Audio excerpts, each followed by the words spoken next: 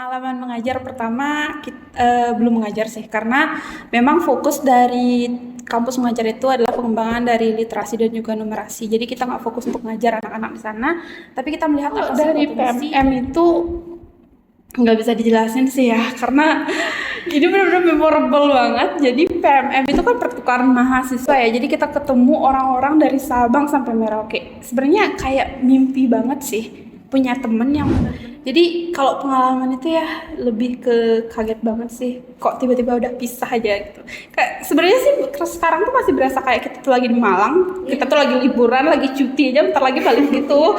Sana soalnya cepet banget waktunya ya, Kak. iya, sumpah sih itu. Berapa lama ya waktu itu? 4 bulan sih kita. 4 bulan. Lumayan ya. Iya, 4 bulan paling bermakna. Emang sih sesuai slogannya ya, bertukar sementara, bermakna selamanya. Jadi buat sobat-sobat IPER sekalian harus coba PMM sekali seumur hidup, harus banget. Sumpah ini tuh selain kalian banyak dapat benefit ya, kayak bisa kita bilang pesawat dibayarin, kalian juga dapat uang saku. BBH ya Iya, bahasanya. iya pakai BBH, dapat BBH. Selain itu pengalaman juga, jadi kita bisa tahu sih di luar lingkungan kita tuh kayak gimana sih, kayak pembelajarannya tuh kayak gimana. Kalau kan kita di Pulau Jawa itu adabnya di Pulau Jawa tuh kayak gimana. Terus ada teman dari pulau lain tuh kalau adabnya kita juga sering ya salah komunikasi, kayak sing, kalau kita tuh kan kalau bahasa Bali sing tuh enggak ya. Iya. Kalau di Jawa itu beda lagi artinya, sing itu enggak. Terus juga kan kadang beberapa gini tuh bisa dijadiin candaan gitu ya. Beberapa gitu ada yang jadiin candaan karena bahasa kita tuh mirip tapi beda arti. Sama kayak di Aceh juga nggak sih? Ada juga beberapa kata gitu yang artinya tuh berbeda sama kita. Terus kita juga karena kemana-mana sering berdua ngomong berdua tuh, ketika orang-orang tuh menganggap kita tuh kalian dari planet mana sih. Soalnya benar-benar berbeda ya, kalau orang Batak sama orang Sulawesi masih bahasa Indonesia lah ya, tapi logat. Iya, tapi logat gitu. Kalau kita kan beda banget nih, bukan logat, emang bahasanya udah beda.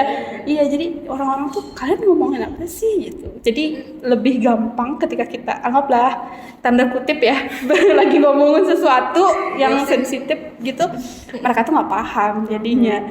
Cuman ya gitu, bisa aja dari yang lain juga kita nggak bisa ngerti bahasanya. Kayak bahasa Papua itu sing itu juga beda ternyata sama Papua juga ada ya? Iya, ada banget kata sing. Terus kegiatan apanya sih tergantung dari universitas sih sebenarnya ya. Kan kebetulan dari tempat pertukaran kita IKIP itu kita ada konser segala macam, terus ada pentas festival budaya kemarin juga. Jadi kita pakai pakaian adat dari pulau daerah masing-masing. Jadi kita lihat nih, kalau ternyata baru kali ini ya lihat kalau orang Padang tuh kayak kebaya apa, terus orang Minang kayak gimana. Ternyata bisa dibilang kalau Sumatera, terus apalagi Jawa, Sulawesi, Kalimantan tuh ternyata luas tuh. Kalau kita kan Pulau Bali ya, kita taunya di sini, sekitaran sini aja. Kalau ternyata ada lagi istilah-istilah lain. Kalau dibilang ini dari Riau, tapi ini juga dari Melayu. Jadi kita dapat knowledge baru lah ya. Kalau ternyata Indonesia tuh sekaya itu sih. Kalau dari Yani apa sih? Orang berdua. Orang-orang tuh selalu berdua, iya. Sebenarnya kita itu beda kelompok. Iya, iya beda. Kelompok apa namanya? Singoedan. Singoedan. Itu dari nama Kelompok. gunung. Enggak, Singoedan itu dari nama supporter klub sepak bola terkenal Arema Malang. Iya. Jadi kelompok kamu aja yang bukan gunung.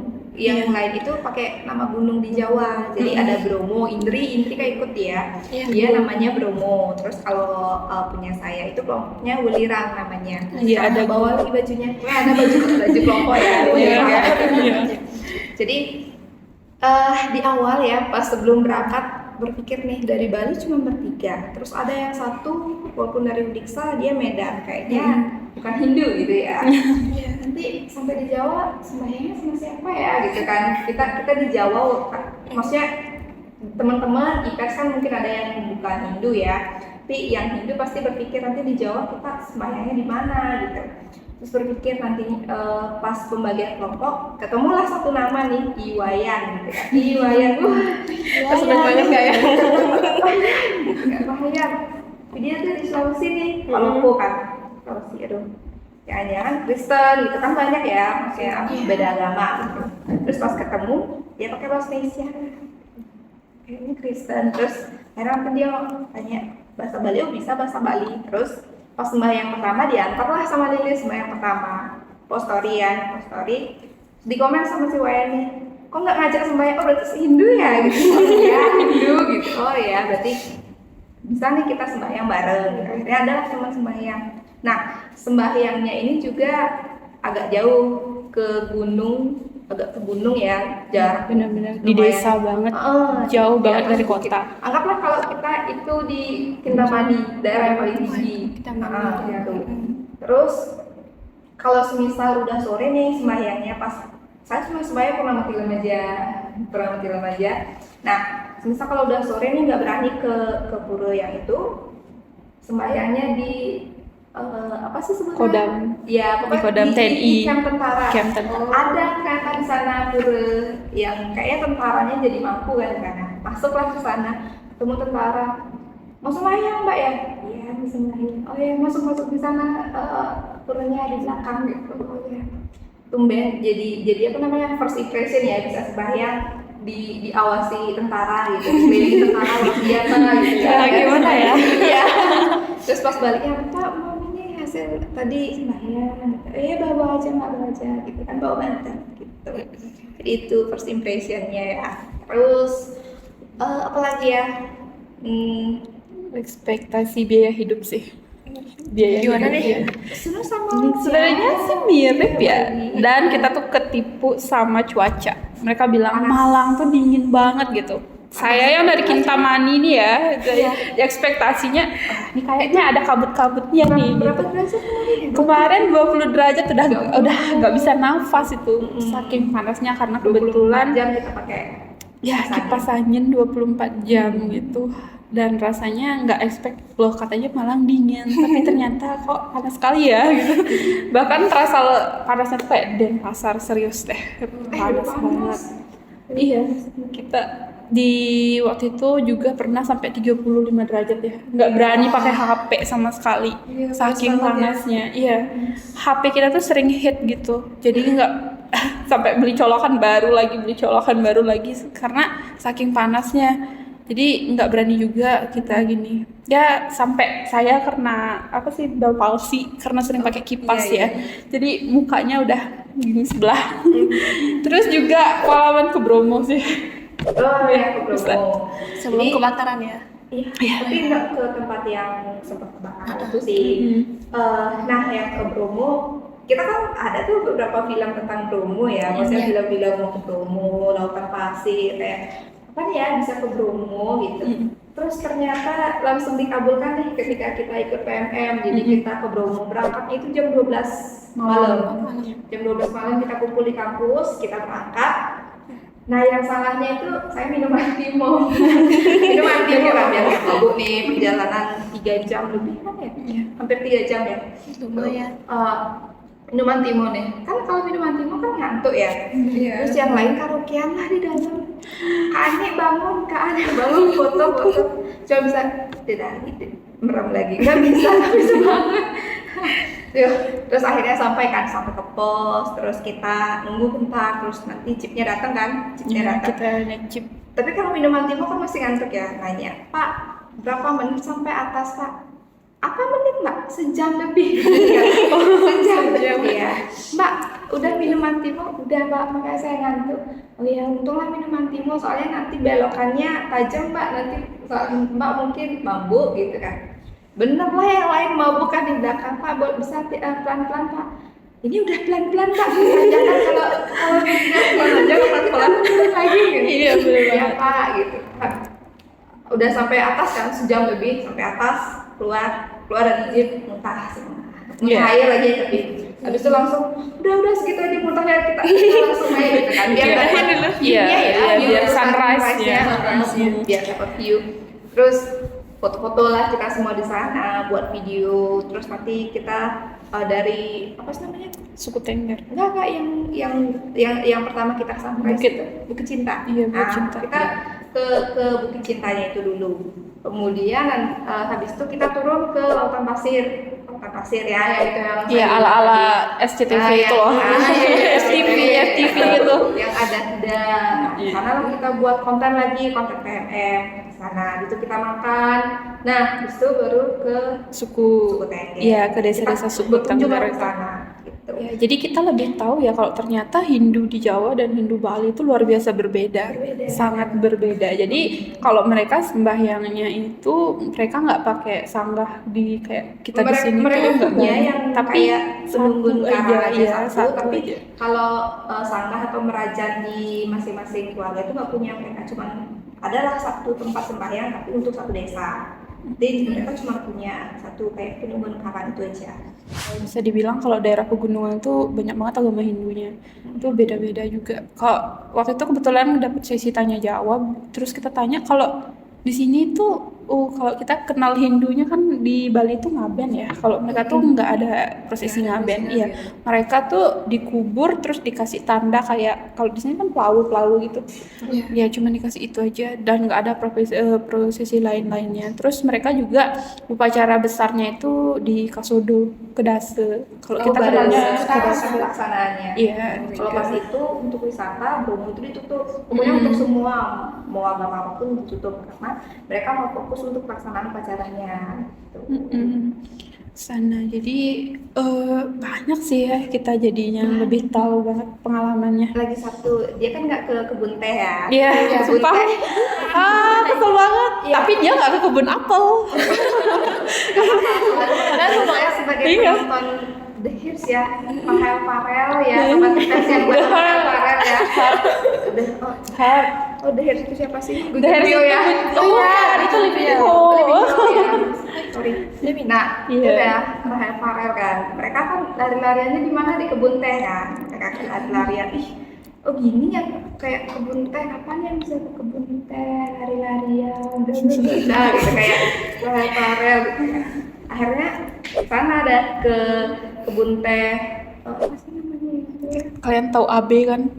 AB Cekut. di Bandung. Nah, Iya, daerah sana masih di daerahnya kabupatennya si AB itu. Ke kebun teh ke sana. Terus pas sampai sana kita diarahkan ke pabriknya dulu. Tapi di sana kita nggak dikasih untuk ngerekam buat video itu nggak boleh, nggak dikasih. Jadi tapi kita diperbolehkan masuk ke ruangannya. Kita diperbolehkan masuk pakai plastik alas kaki ya, biar lebih higienis. Kita masuk, kita diperlihatkan proses pemilihan pucuk teh itu seperti apa, terus grade-grade dari teh itu seperti apa, dari yang mana pucuk itu kemudian batang itu kan dibedakan. Terus dari proses pengeringan segala macam sampai pengemasan diperlihatkan. Habis itu diperlihatkanlah kebunnya langsung berapa hektar itu ya, hampir ratusan, pokoknya ratusan hektar. Kalau kalian di sana hilang. Hilang. Terus yang tidak diperlihatkan di film Rahel Farel itu kan nggak ada nyamuk ya, mereka bebas gitu lah ya. Ternyata sampai sana nyamuknya luar biasa banget. Cuman foto sekali aja gini, fotoin teman kan, udah sini udah tiga gitu. Kan nyamuknya banyak banget. Jadi para pekerja yang metik teh di sana, mereka APD-nya gitu ya, pakaiannya lengkap banget. Dari atas sampai bawah. Iya, gitu. Jadi itu ya kebun teh, Bromo, itu sih. Kalau di kebun teh udah lari-lariannya itu udah berasa kayak sinetron FTV belum sih Kak? Udah kayak film India. Bollywood ya Kak? Iya. Cuman itu ternyata nyamuknya jadi agak gimana gitu. Sempat sih mau naik ke atas ke view-nya yang bagus, tapi ternyata agak jauh, terus udah sore, capek juga ya keliling-keliling di sana. Akhirnya foto yang di tempat biasanya aja di kebun, karena di teh yang agak di bawah aja gitu. Cuma sampai sana. Terus ada juga tempat-tempat istirahat di sana. Jadi sambil nunggu teman-teman yang udah terlanjur naik ke view yang bagus, Jadi sana aja dulu, terus ada ada toko. Jadi ada juga jual alat pijat di sana, kayak alat pijat yang kayu gitu kan. Jadi buat teman-teman yang sempat naik ke atas dan pas balik kalau pegel gitu kan langsung ke toko beli alat pijat dulu gitu.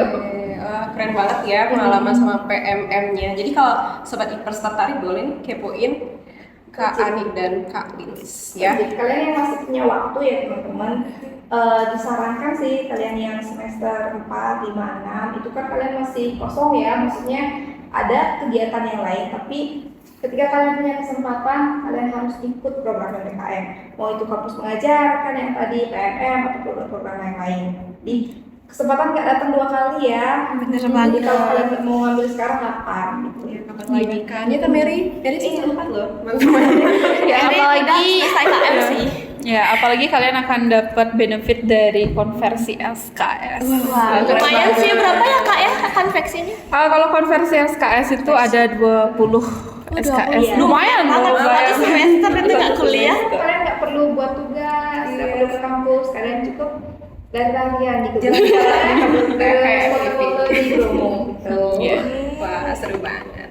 Oke, kakak-kakak ini kan udah semester akhir ya. Udah melewati masa-masa proposalan gitu. Jadi bisa sharing nggak sih gimana cara cari judul proposalnya mungkin? Oke, kalau cari judul proposal sebenarnya tergantung dari pengalaman dulu ya. Kita pengalaman, kalau dari saya sebenarnya sih udah mempersiapkan itu dari semester 5, karena semester 5 itu kita kebetulan PPL. Jadi udah nentuin nih subjek, objek, sama kira-kira permasalahan dari tempat kita nih itu apa. Kebetulan kan saya megang kelas 10 ya. Jadi udah tahu nih permasalahannya apa. Oh, ketika belajar tuh si siswa ini kan dapat buku dari sekolah ya. Terus ketika dapat pelajaran bahasa Inggris tuh ada aja alasannya nih. Buku saya hilang Kak, buku saya dipinjam temen Kak, bukunya ketinggalan gitu. Oh jadi ini ya sebenarnya terdengar sepele tapi kan mempengaruhi pembelajaran ya. Jadi terutama ketika kita proses belajar mengajar, transfer ilmu itu karena kita base dari buku sesuai arahan dari guru, karena kan kita juga sebagai asisten guru. Jadi kita melihat nih potensi si siswa nih dari buku aja mereka nggak disiplin itu kayak gimana. Nah kita lihat terus juga kemampuan siswa bahasa Inggrisnya tuh gimana. Kebetulan kita dari jurusan bahasa Inggris. Nah kemampuan siswanya sebagai observasi awal ya kita lihat masih sih ada berapa ya kayak kesulitan umum siswa ya, bisa dibilang kayak gimana ya, pronounce, terus mereka juga nggak tahu apa, masih kurang di vocabulary ya listeningnya juga, terus penulisan juga ya, masalah-masalah umum lah yang kayak gini. Terus ketika kita lihat kalau siswa aja nggak bawa buku, gimana sih kita transfer ilmu ya? Gitu. Jadi saya lihat ada permasalahan di sana. Kemudian dari permasalahan tersebut, karena di semester 5 PPL itu kita wajib submit artikel. Nah, jadi buatlah analisis dari permasalahan tersebut. Nah, dari hasil analisis permasalahan tersebut, kan kita udah nemu masalah nih. Nah, dari masalah itulah keputusan kita tuh apa sih apa ya dibilang kayak obat dari masalah ini nih. Oh, si siswanya, kalau dari saya ya permasalahannya tuh siswanya nggak pernah bawa buku. Terus ditanya, kalau kalian bawa buku, kalau pelajaran ini paham nggak apa yang ada di buku? Kalau self study atau belajar sendiri sama buku ini kalian paham nggak? Mereka bilang nggak paham. Bahasa Inggris tuh kan bukunya full nih bahasa Inggris. Kalau saya terjemahin, kadang ada beberapa yang nggak saya paham gitu. Mungkin mistranslate atau mungkin bahasanya agak kaku, atau mungkin mereka nggak paham ya, nggak paham aja gitu. Dari permasalahan itu, oh jadi siswanya ada apa nih? Ada masalah tentang buku fisik, mereka nggak bawa, hilang, rusak atau segala macam alasannya. Terus yang kedua, mereka nggak paham nih kalau buku mempelajari buku bahasa Inggris itu kayak gimana. Kalau belajar sendiri tuh nggak paham, tapi mereka paham kalau dijelasin sama guru menggunakan bahasa Indonesia. Berarti kita kan ada tindakan di kelas nih kalau siswanya. Nah kalau dia belajar sendiri tuh dia nggak paham. Nah melihat dari permasalahan tersebut, akhirnya saya sendiri memutuskan untuk membuat sebuah pengembangan buku ajar yang dibuat secara digital. Jadi siswa ini nggak ada alasan dong nanti saya ini nggak bawa buku, ketinggalan segala macam gitu, karena sekolah juga sudah mengizinkan pembawa handphone. Terus mereka juga kan kalau sekarang ya hitsnya tuh TikTok ya, jadi mereka tuh suka banget dengerin lagu-lagu kayak Taylor Swift, terus yang baru-baru kayak gitu kan. Ya bisa buat post-post story gitu. Jadi mereka udah familiar nih sama lagu-lagu kira-kira yang masih native speaker lah ya. Kayak lagunya Tyler tuh. Jadi saya mencari yang relevan gitu ya sekiranya. Kayak gimana ya caranya biar bukunya ini menarik. Mereka bilang saya tuh butuh buku yang menarik Kak. Emang sih buku yang dikasih sekolah nih kayak iya bagus ilustrasinya. Tapi saya nggak paham. Jadi gimana belajar gitu.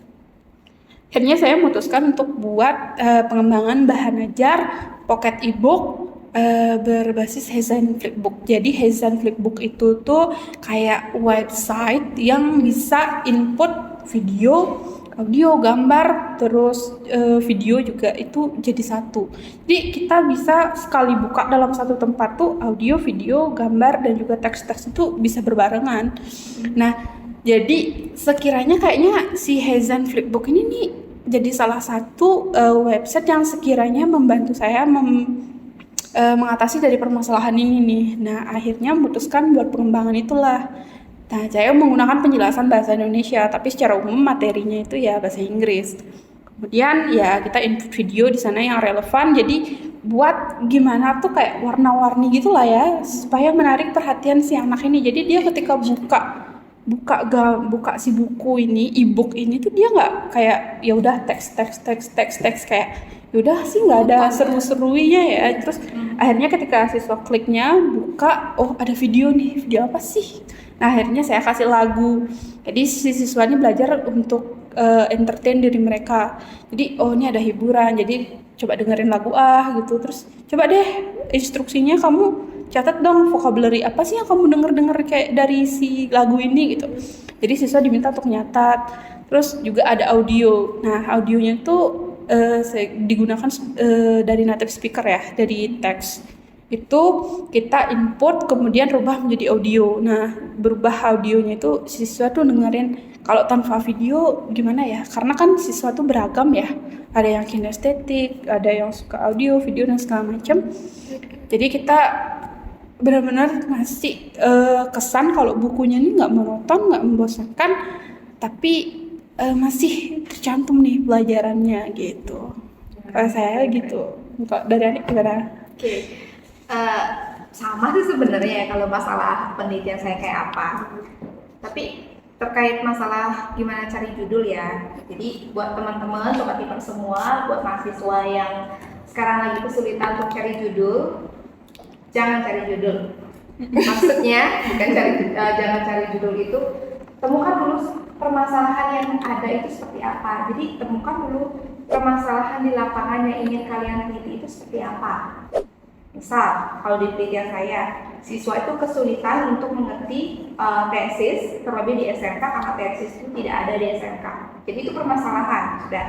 Kemudian dari permasalahan itu kira-kira apa solusi yang bisa diberikan? Jadi solusi yang bisa diberikan, yang pertama itu menyediakan tesis yang terintegrasi atau berkolaborasi dengan materi-materi yang ada di bahasa Inggris ini, yang khususnya saya teliti itu di semester 1. Sudah, itu satu solusi. Kemudian siswa juga menyatakan dia bermasalah dengan bahan ajar yang tidak menarik, membosankan, dan sulit dimengerti karena tidak menggunakan dua bahasa, yaitu bahasa Inggris.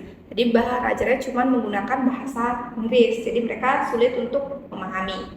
Nah, jadi akhirnya dari permasalahan itu saya mencari solusi bagaimana kalau menggunakan Hezan Flipbook. Nah, seperti yang tadi Lilis sebutkan tadi ya. Jadi menggunakan Hezan ini membantu untuk memasukkan video, audio, dan juga mendesain buku ini lebih menarik. Dan saya juga mencantumkan dua bahasa Inggris dan bahasa Indonesia. Nah, kita sudah ketemu nih, ada permasalahan, ada solusi. Sekarang kita lihat, dijabarkan dulu, baru nanti kita rangkai kira-kira apa judul yang sesuai. Jadi yang seperti yang saya sebutkan tadi, permasalahannya siswa tidak memahami tesis karena tidak ada di SMK. Kemudian juga merasa bosan kan. Terus solusinya mengintegrasikan TNCC ini dengan pembelajaran bahasa Inggris. Kemudian agar siswa tidak bosan, dibuat dengan menggunakan aplikasi HSN Flipbook. Dari dari permasalahan solusi tersebut, kita buat kemudian judul yang sekiranya cocok kan. Akhirnya saya buat judul pengembangan bahan ajar TNCC digital terintegrasi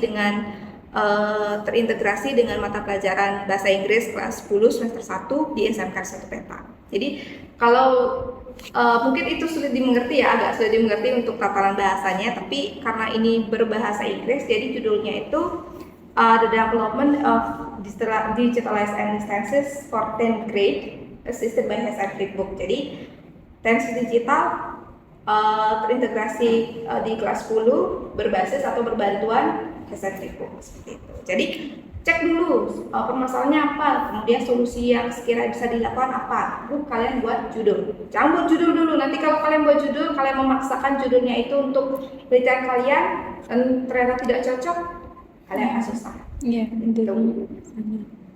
Itu base dari dosen bimbing juga sih. Iya, jadi kita lihat dulu ya potensi masalah, jangan kalian nyari masalah gitu. Jadi, maksudnya udah Jangan ada kalian judul, membentuk masalah iya, gitu. jangan Cukup itu aja masalahnya. Iya, Jangan cukup membuat lihat, masalah baru ya. iya, kalian lihat potensi sih sebenarnya apa sih yang terjadi, terus solusi apa yang kalian berikan, atau kalian mau fokus terhadap suatu bidang, kalian pengen tahu misalnya kemampuan bahasa Inggris siswa di sekolah A itu seperti apa, itu bisa.